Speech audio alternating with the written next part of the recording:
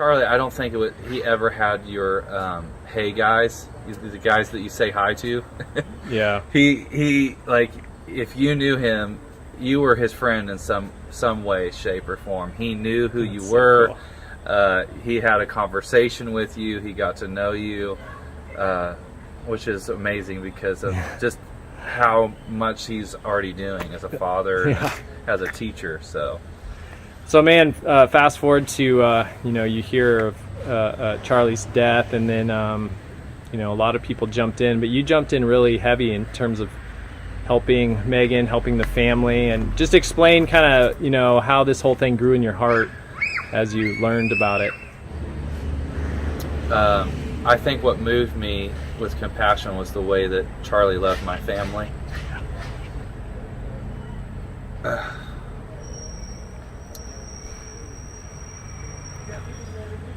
And if it was the other way around, and if it was me, that Charlie would have done that for me.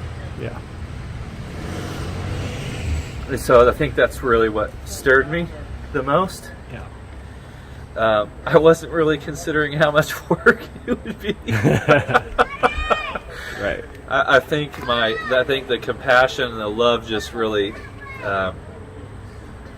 it just pulled me in. I was talking to Ken, which is the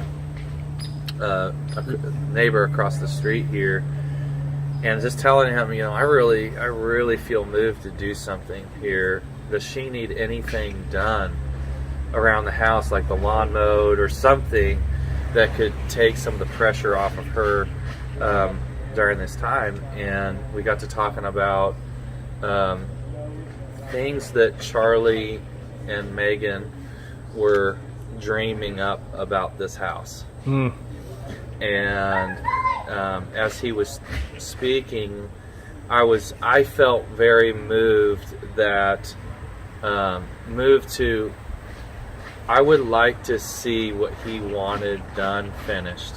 And I've already talked to a number of contractors that were over here talking to Charlie about some of the things that we're going to be seeing here that he wanted done. Yeah, so right now we're in the 2-car garage.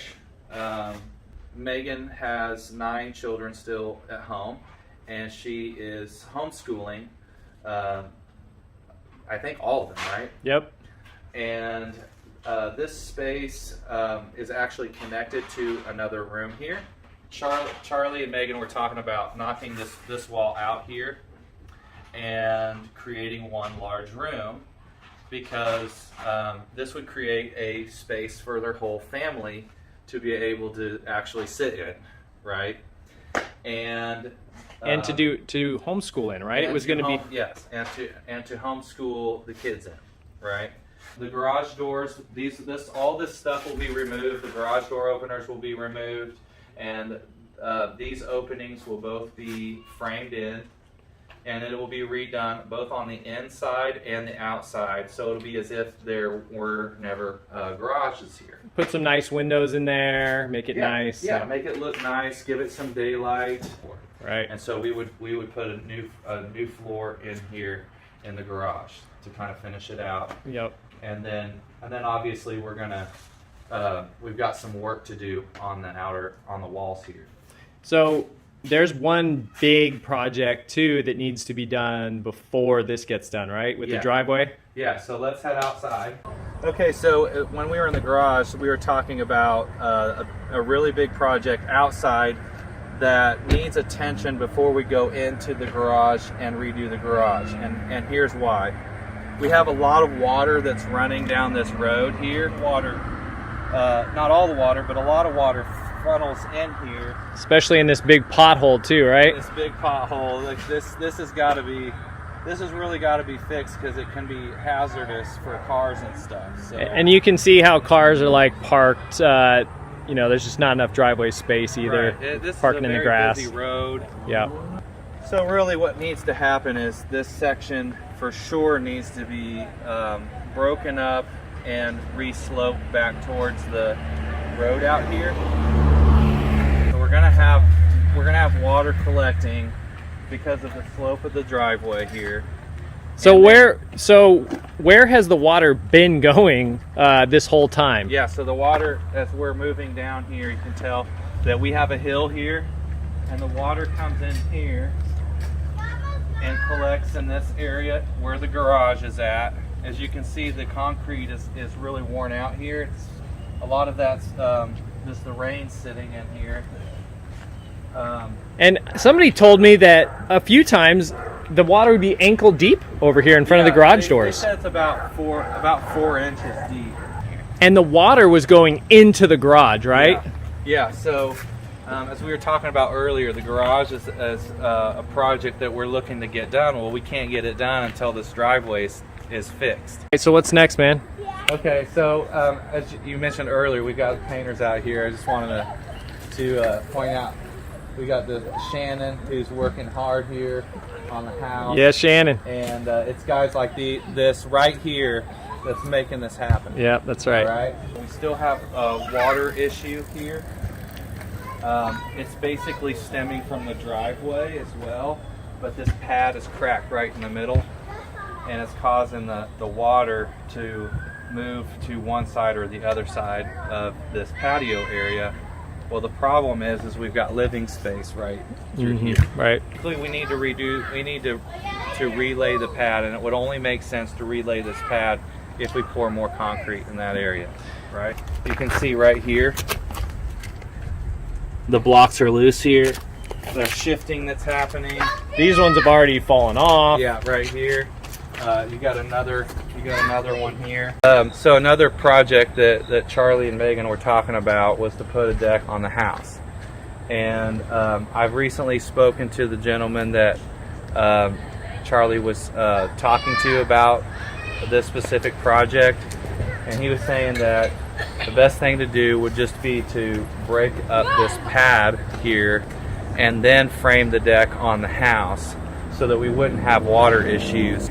Slopes back down into the house, and so you'll get water collecting down there and can create flooding issues, and it has created flooding issues. For the siding is we're looking to replace the necessary shingles. Okay, at one point there was a door here. There was a door there. I mean, you can see like there's huge gaps right up in there, and bugs and wasps and everything else can just go right in there. Moisture can get moisture. I would be really concerned about moisture here. So we're thinking about this clearing all this brush out of here, all cleared out. So just you can open it up. We're trying to make it all flow, and so one of the things that will allow us to do that is by doing something with the floors. Yeah. Whether we replace them or whether we redo them. It would really bring what we're trying to do in the garage with what they've got going on in the kitchen together. The new flooring in the kitchen, but it doesn't sink and go into the rest of the house. They have this transition there. Right. The floors are pretty worn with 10 kids. And this is all original. So what we would like to do is we'd like to revamp this by redoing the mantle and then the tiling here. Okay, there's some things in here that we do need to address. Particularly the shower, right? Right. As you can see, this was an old bathtub that was more than likely refinished at one point. Yeah, it's all peeling, so that needs to this tub needs to come out. Right. The tub probably needs to come out. And then just fixing things like this. Right. You know, the cosmetic things. We're in the second bathroom, and at first glance, the big thing in here is the sink.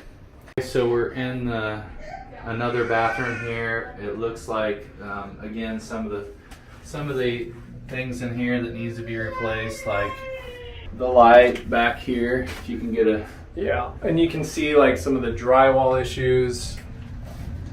One of the doors here, they've been repainted. It would be nice that we don't cover this back over with paint, but we replace the whole door, and with the whole door, they'll come with trim. We'd like to match whatever trim's being used with removing the old trim and putting matching trim throughout the house.